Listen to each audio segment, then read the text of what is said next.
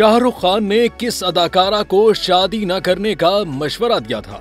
भारतीय टेलीविजन की मकबूल अदाकारा स्मृति ईरानी ने इंकशाफ किया है कि बॉलीवुड किंग खान शाहरुख खान ने उन्हें अपनी पहली मुलाकात में शादी न करने का मशवरा दिया था। हाल ही में भारतीय मीडिया से गुफ्तगू के दौरान स्मृति ईरानी ने बताया कि उनकी शाहरुख खान से पहली मुलाकात अपने शोहर ज़ोबिन ईरानी के जरिए हुई थी। इसलिए जब शाहरुख खान ने उन्हें शादी न करने का मशवरा दिया तो उन्हें ये मशवरा बड़ा अजीबो गरीब और मज़हक़ाख़ीज़ लगा। भारतीय अदाकारा और सियासतदान स्मृति ईरानी के मुताबिक मेरे शोहर शाहरुख खान को जानते थे, इसलिए मैं उनके पीछे पड़ी हुई थी कि शाहरुख खान से मेरी मुलाकात करवाएं। और जब मेरी शाहरुख खान से मुलाकात हुई तो उन्होंने मुझसे कहा कि मैं तुम्हें बता रहा हूँ कि शादी मत करना, जिस पर मैंने उनसे कहा कि भाई बहुत देर हो गई।